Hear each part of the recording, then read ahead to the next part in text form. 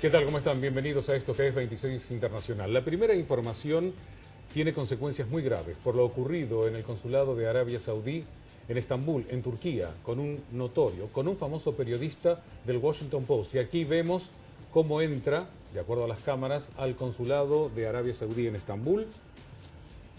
Y después nunca más se supo algo de él. Y empezaron a correr distintas versiones. Él había sido muy crítico con la Casa Real Saudita, aunque en otro tiempo estuvo muy cercana a ella. Pero evidentemente la situación se ha tornado muy complicada. Jamal Khashoggi, un periodista que no dudó en criticar el exceso de poder de Mohammed bin Salman, es el desaparecido. La Comisión de Investigación Conjunta Turco-Saudí, creada a petición de Riad, inició sus trabajos en Estambul para intentar esclarecer el paradero de Jamal Khashoggi tras su desaparición hace ya mucho más de una semana. El hecho es que la inteligencia estadounidense llegó a especular si Arabia Saudí confirmaba el asesinato de Khashoggi. Riad estaba defendiendo la teoría de que los autores serían elementos de sus servicios secretos, pero actuando por cuenta propia, sin relación directa con la monarquía. Khashoggi había sido crítico en los últimos tiempos con la monarquía del país, en especial con el príncipe heredero Mohammed bin Salman, y el pasado 2 de octubre acudió al consulado saudí en Estambul para tramitar documentos para su boda, que estaba prevista con una mujer de nacionalidad turca para el día siguiente. Desde entonces no se sabe absolutamente nada sobre su paradero. El hecho es que empezaron a circular versiones. Una, que murió durante el interrogatorio. La otra es que en realidad fue sepultado en las instalaciones del consulado saudí. La otra es que no sobrevivió al interrogatorio y fue descuartizado y sacado en valijas. El hecho es que cuando las autoridades turcas comenzaron a hacer las investigaciones, el cónsul de Arabia Saudí dejó el país. Se estaba hablando de dar sanciones. De hecho, se estaba por llevar a cabo lo que se denomina el Davos del desierto. Una reunión muy importante, sobre todo por la importancia que tiene Arabia Saudí, sobre todo para los Estados Unidos y su posición en una zona bastante conflictiva, como la del cercano Oriente. De hecho, las cadenas principales de televisión y diarios decidieron que no iban a enviar sus corresponsales. Y además, la situación se torna muy complicada. Primero, por el hecho de la libertad de expresión. La segunda, porque es un tema geopolítico. Donald Trump dijo, bueno, en realidad no estamos pensando en llevar a cabo ningún tipo de sanciones. Lo que pasa que Donald Trump o los Estados Unidos le venden armas a Arabia Saudí, y si no las comprara a los Estados Unidos, Arabia se las compraría a dos de los grandes competidores que tienen los Estados Unidos, Rusia y China, que cada vez está teniendo más preponderancia, sobre todo en países cercanos a los Estados Unidos, sin contar en otras regiones del mundo. Y Rusia tampoco se quiere quedar atrás. Este es un tema que va a terminar dilucidándose porque es de una extrema gravedad. No solamente por el tema de la desaparición de una persona, y si se dice que fue asesinada del modo en que fue asesinada o descuartizado o lo que fuere, es gravísimo y brutal. Y por otra parte, todo el intríngulis geopolítico que eso puede acarrear, si no se ponen paños fríos y si no se sabe la verdad.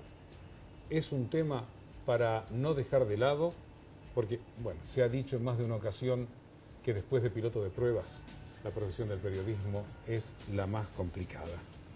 Otra de las cuestiones que nosotros estamos tratando para hoy, aparte de este tema relacionado con este periodista desaparecido, es el tema de lo que está ocurriendo en Venezuela.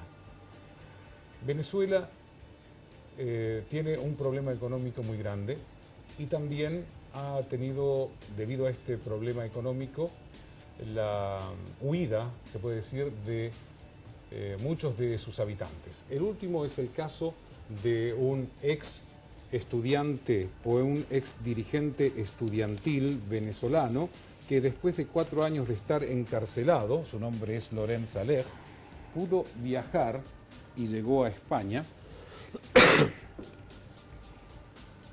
era un preso político de todo este tiempo.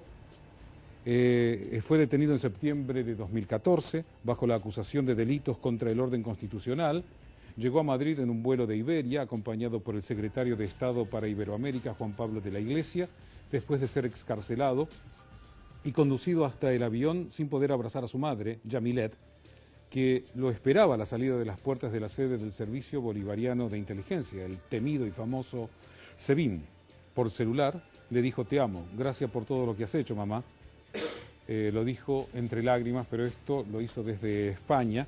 Este ex dirigente estudiantil fue galardonado con el Premio Sájarov de la Libertad de Conciencia 2017 por el Parlamento Europeo y llamó a la unidad de los venezolanos para lograr el rescate de la democracia y la libertad en su país. En Venezuela no hay libertad y no hay descanso para la lucha. Hay otro tema, más allá del humanitario y de la situación política, es el tema económico. A partir de ahora vamos a estar intercambiando opiniones con Pablo Kornblum, que gentilmente nos acompaña hoy, sobre el tema económico en Venezuela. Ya antes habíamos hablado algo en otros programas sobre la impronta que está teniendo China, por ejemplo, en Venezuela.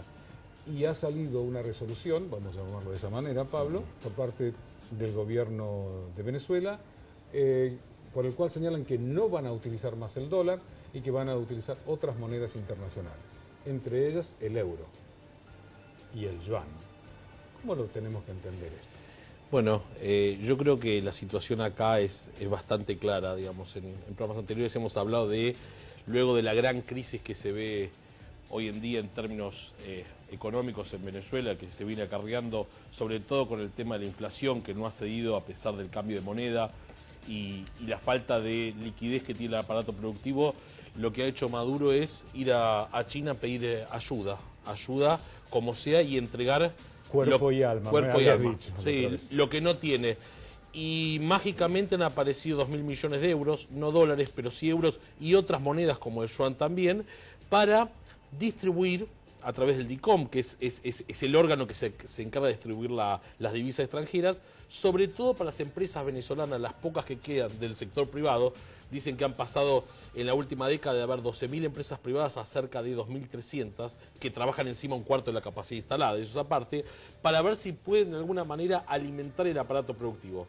El viceministro de Economía de Venezuela dijo que eran recursos endógenos, recursos propios que habían aparecido mágicamente por la venta de petróleo de los últimos días, pero yo creo fehacientemente que en realidad lo que ha sido es la primera mano que le da China a Venezuela para que pueda reactivar de algún modo el sector privado, que lo primero que tiene que hacer es utilizar esos insumos extranjeros que no tiene para dinamizar el aparato productivo industrial, y también puso a disposición 20 millones de petros, que son algo así como 1.200 millones de dólares, para el sector agrícola venezolano. Entonces digo, estos primeros atisbos de querer reactivar la economía creo que tienen que ver con la ayuda china.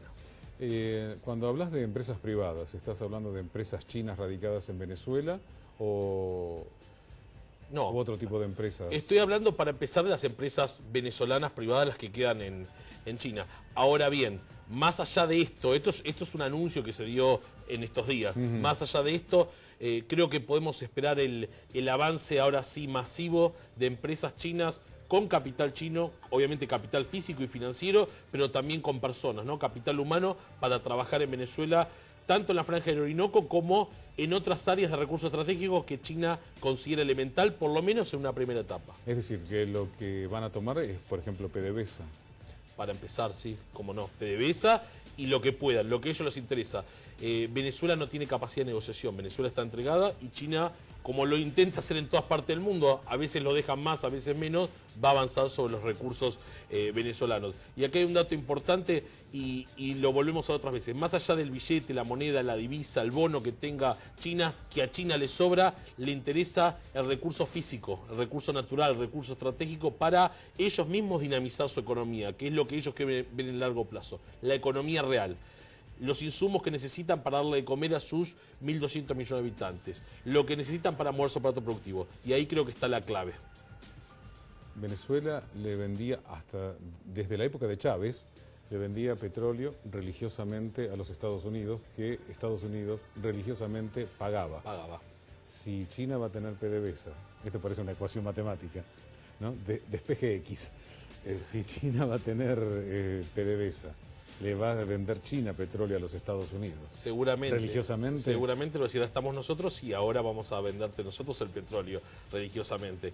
Es muy interesante porque siempre vale la pena aclarar, más allá del bloqueo financiero norteamericano a Venezuela, Venezuela religiosamente, digamos, ha sido un pagador serial de las deudas que ha tenido. Por eso estaba, digamos, con pocas reservas y en clara situación de default permanente. Políticamente, Maduro, ¿cómo quedaría?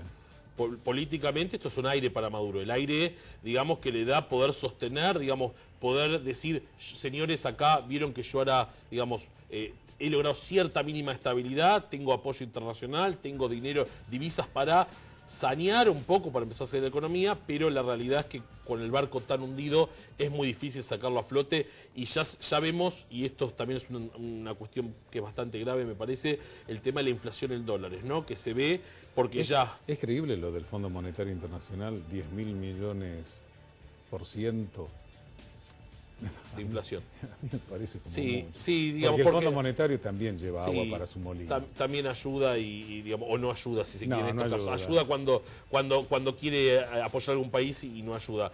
Más allá de eso, digamos, el cambio, aunque le hayan sacado todos los ceros que queda a la moneda, la situación inflacionaria es grave. No sé si será 1.000, 100.000 o 1.000.000, digamos, ¿no? Porque depende cómo es, pero es insostenible porque el salario mínimo de 40, 50 dólares no alcanza para pagar la canasta básica que está en 200 dólares. Entonces, todos los pruritos o los cambios técnicos o los discursos de los grandes organismos internacionales quedan en la nada cuando hablamos de la microeconomía, de la economía de la gente, que realmente no está llegando a fin de mes.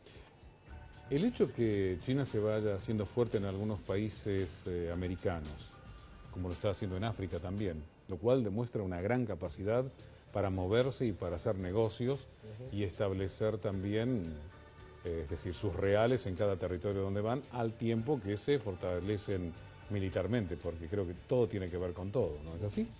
No me equivoco, ¿no? No. Mayor poder militar, mayor poder de negociación. ¿No le trae algunos problemas a los Estados Unidos en su área de influencia y no nos traería problemas también al resto de los países americanos? Por supuesto. Este es un juego geopolítico y geoeconómico y cada avance de China es prestado por atención seguramente por Estados Unidos, aunque no salga la tapa en los diarios. Ellos están atentos a todo este juego y están jugando también, y sobre todo en la era Trump. Es más, si uno se pone a ver, digamos, esta lógica, digamos, si se quiere, de foco en Oriente Medio en la época de Bush hijo, y estos consensos internacionales que buscaba Obama para no pelearse, si se quiere, con el mundo, han quedado fuera de foco, fuera de plano, y estamos en un mundo agresivo con un Trump, como lo hablamos en otro programa, con esa lógica binaria.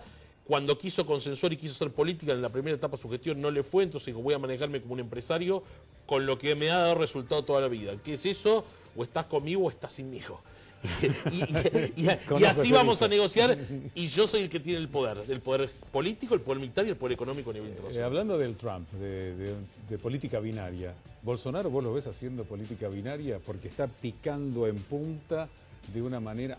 Para mí hay un cambio de paradigma. En alguna ocasión he dicho que Bolsonaro no es la enfermedad, sino un síntoma del fracaso de algunas instituciones democráticas que no saben escuchar. Yo creo que no... Yo soy partidario de la democracia directa. Es decir, yo soy partidario de los plebiscitos.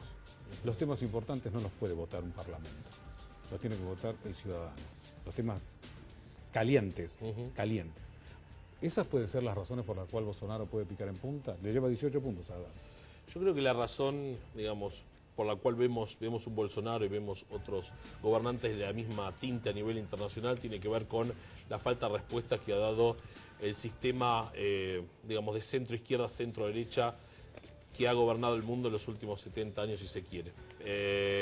Cuando la gente no encuentra respuestas, tanto de gobiernos más progresistas como gobiernos más conservadores, en términos de que los estados se encuentran más constreñidos, los mercados no dan respuesta, hay mercados que viven permanentemente en recesión.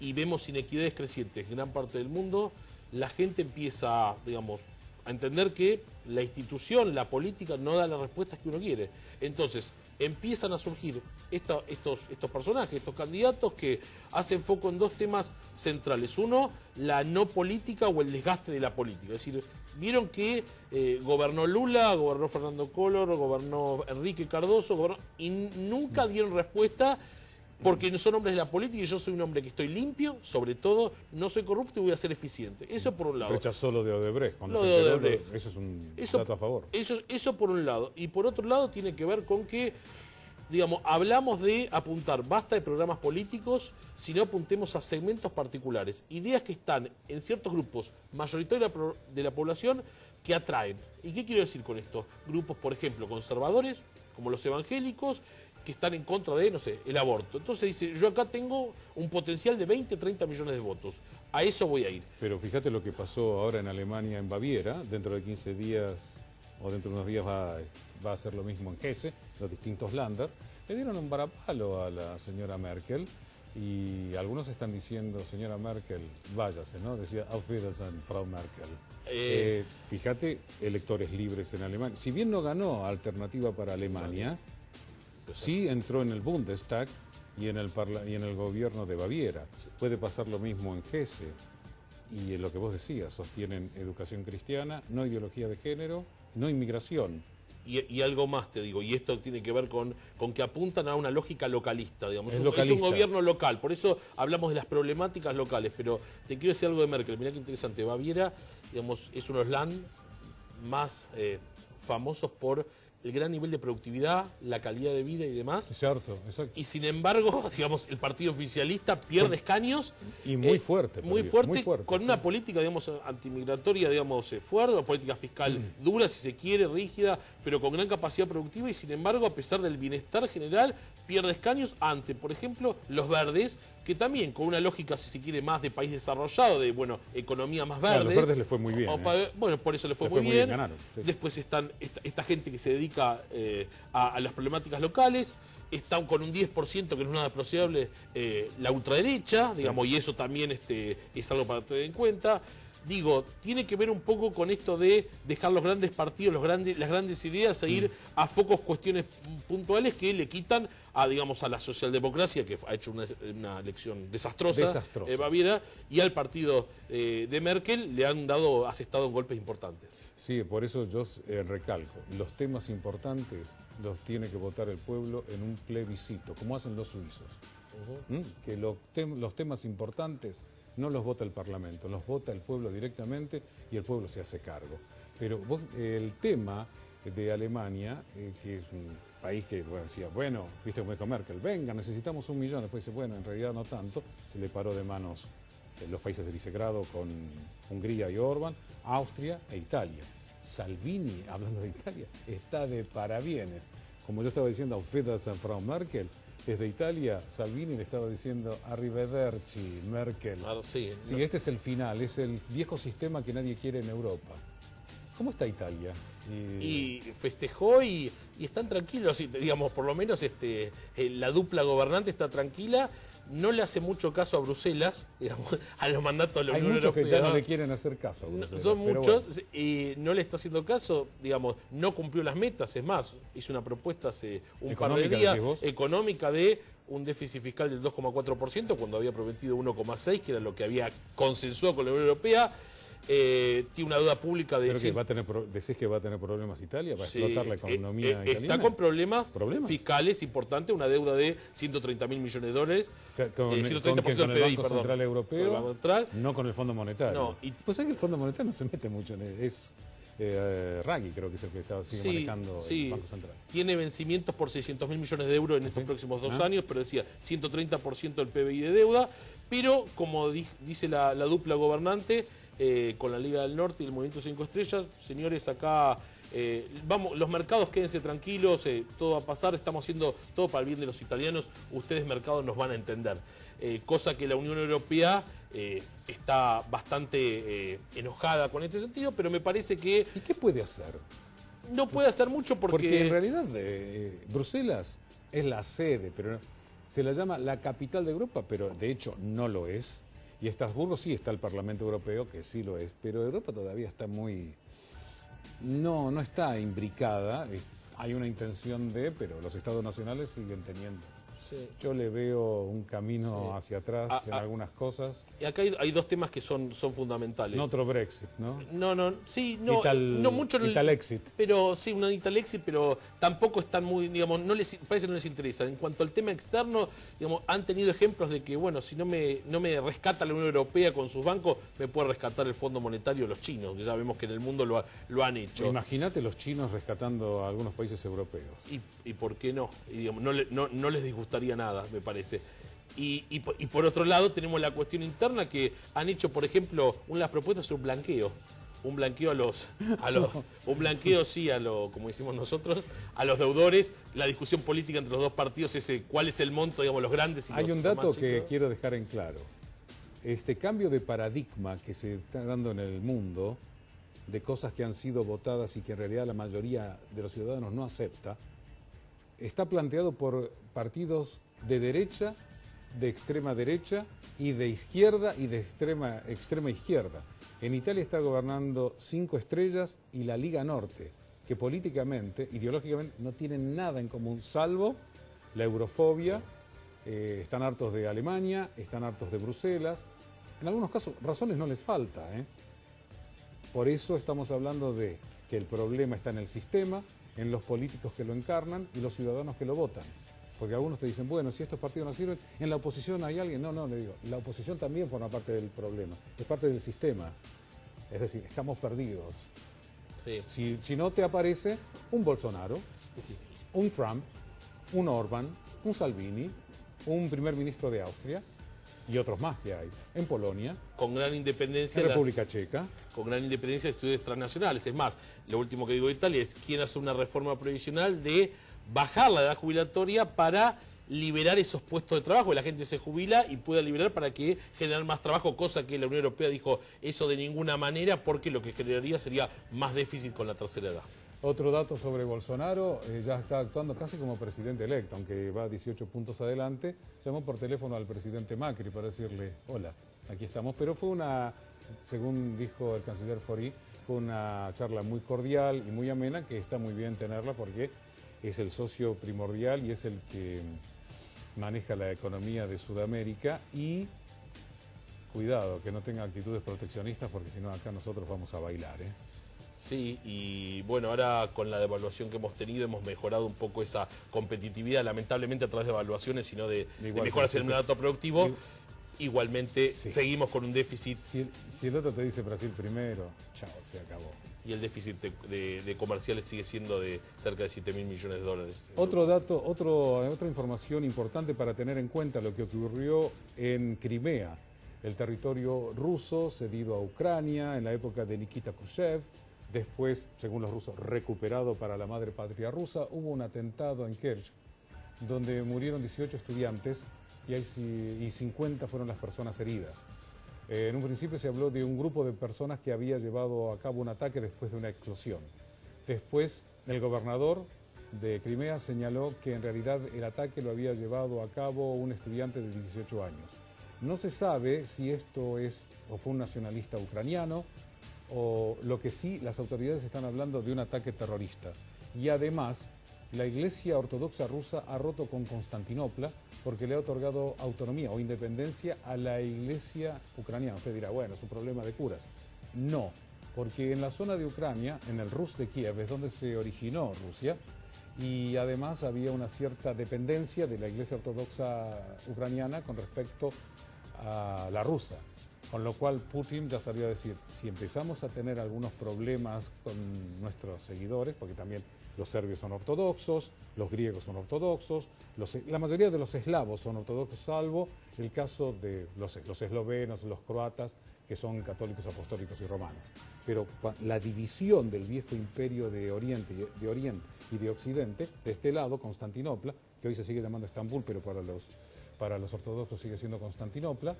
Esa parte fue siempre la del primer cisma cristiano, que fue ortodoxos y cristianos occidentales. Después hubo divisiones entre católicos y los que fueron después protestantes, pero ya me estoy yendo demasiado adelante en el tiempo.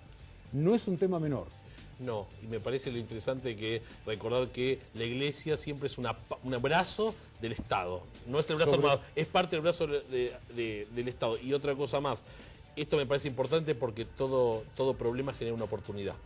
Y la oportunidad puede ser que Putin se empiece a meter más en un área de interés que tiene que ver con la iglesia cristiana en general, como decías, en el resto de los países. Digo, que no sea que aprovechar este escenario de debilidad o decisión le genere en realidad una fortaleza para avanzar hacia otras geografías.